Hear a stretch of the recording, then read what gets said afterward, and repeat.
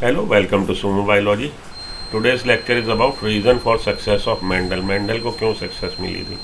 देखिए आप लोग कुछ आपके चैप्टर हाई ग्रेविटी चैप्टर है और कुछ जो छोटे छोटे पार्ट होते हैं ना, ये जो बिल्कुल ही कई आप लोग को लगता है तो बहुत लीस्ट इंपॉर्टेंट है यार, इसमें क्या पूछेगा, उसी से वो लोग कई बार क्वेश्चन आपको सरप्राइज करने के लिए पूछ देते हैं। तो ये आपकी बुक में ये दिया हुआ है, अलग से टॉपिक नहीं है लेकिन मेंशन उन्होंने किया हुआ है एक पैराग्राफ में, तो कई बार बच्चा उसको मिस कर देता है। चलिए देखें reason for success of Mendel. His experiment had a large sample size बहुत लार्ज था।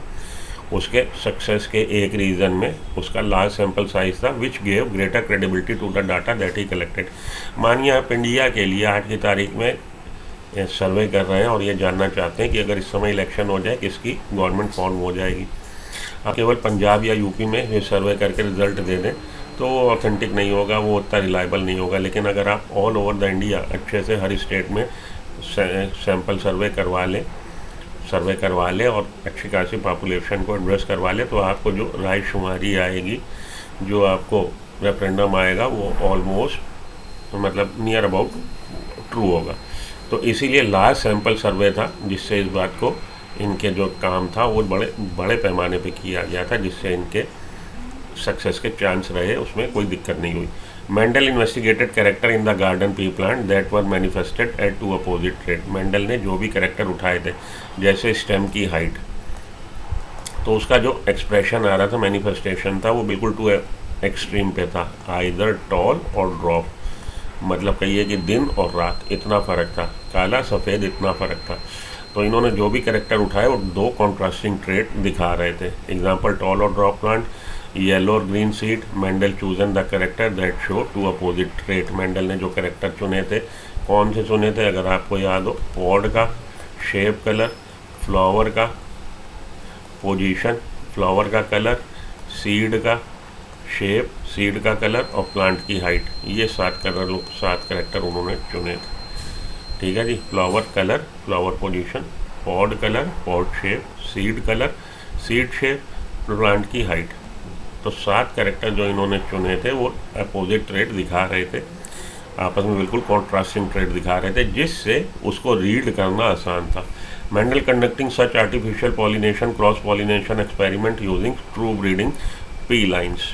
तो true breeder pure line plant क्या होता है? प्योर लाइन प्लांट होता है कि अगर आप प्लांट की सेल्फिंग कराएं लगातार 5-6 जनरेशन तक, तो वो दिखाएगा आपको स्टेबल करेक्टर का इनहेरिटेंस एंड स्टेबल करेक्टर का एक्सप्रेशन।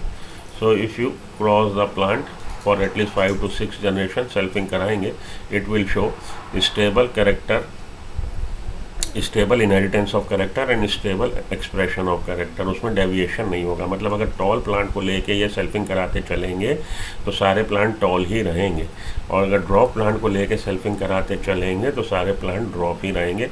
वेरिएंट उसमें कोई अलग तरह का नहीं बनेगा। तो हमेशा इन्होंने अपने एक्सपेरिमेंट की शुरुआत प्योर लाइन प्लांट से करी। True breeding of pure line plant is that having undergone continuous self pollination shows the stable trait inheritance and stable trait expression for several generation. He conducted experiment over several generation. और इन्होंने केवल भाई cross जब कराया, F1 generation बनी, फिर F1 generation की selfing कराई, F2, केवल 1 या 2 जनरेशन नहीं, 3, 4, 5, 6 जनरेशन तक इन्होंने काम किया। और जो भी इनकी फाइंडिंग थी उसको इन्होंने रेसिप्रोकल क्रॉस से क्रॉस चेक किया। रेसिप्रोकल क्रॉस क्या होती है?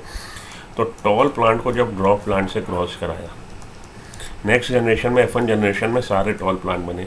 ये जो टॉल प्लांट था, अगर इसका पॉलन ग्रेन इन्होंने मतलब पॉलन ग्रेन टॉल प्लांट से लिया था और उसकी डस्टिंग इन्होंने ड्रॉप प्लांट के फ्लावर पे करी, तो अगली बार इन्होंने रेसिप्रोकल क्रॉस होता है, अगली बार इन्होंने जो पॉलन लिया, अगली बार इन्होंने पॉलन इससे ले लिया ड्रॉप प्लांट से और उसकी डस्टिंग कर दी टॉल प्लांट पे। मतलब सेक्सेस बदल दिए, जीनोटाइप सेम रखा, सेक्सेस रिवर्स कर दिए। यहाँ पे टॉल प्लांट से पॉलन ग्रेन लिया था, दूसरी क्रॉस में टॉल प्लांट जो था उसके स्टिग्मा पे डस्टिंग कर दी थी पॉलन ग्रेन लेके, किससे? ड्रॉप प्लांट से।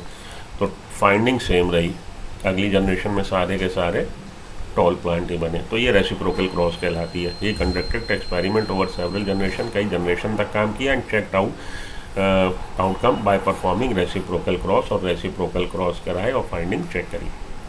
Mendel selected 14 true breeding pea plant variety. तो 7 कैरेक्टर थे और हर कैरेक्टर के 2 वेरिएंट, तो टोटल इन ऑल 14 वेराइटी इन्होंने चूज़ करी। भाई 7 कैरेक्टर थे बच्चे, 7 कैरेक्टर अभी बात करी हम लोगों ने। स्टेम की हाइट, फ्लावर का कलर पोजीशन, पॉड का कलर शेप और सीड का कलर और शेप। तो 7 कैरेक्टर इन्होंने चुने और हर कैरेक्टर के 2 ट्रेड, तो total in all 14 true breeding pea plant variety इन्होंने चुनी as pair which was similar except for 1 character with contrasting trait. और ये पेयर के रूप में चुनी, 7 पेयर चुने जो केवल आपस में, ये जो पेयर थे केवल एक कैरेक्टर के लिए डिफर कर रहे थे, बाकी सेम थे। मानिए मतलब प्लांट की हाइट की बात करी तो केवल प्लांट की हाइट के लिए ये अलग अलग थे, टॉल थे और ड्रॉप थे, बाकी के कैरेक्टर उनके सिमिलर थे।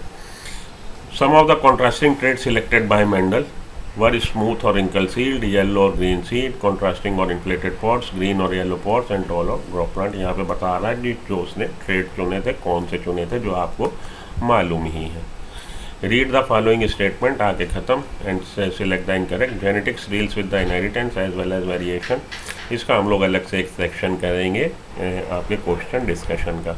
तो ये था आपका वीडियो अबाउट कि why Mendel get succeeded, Mendel को सक्सेस क्यों मिली थी। ओके, तो अगले किसी लेक्चर में आपके साथ फिर मिलता हूँ इस चैप्टर के टॉपिक के साथ। इसको आप स्टडी कर लीजिए, क्वेश्चंस लगाइए। मिलता हूँ ब्रेक के बाद। Good luck, goodbye, thank you.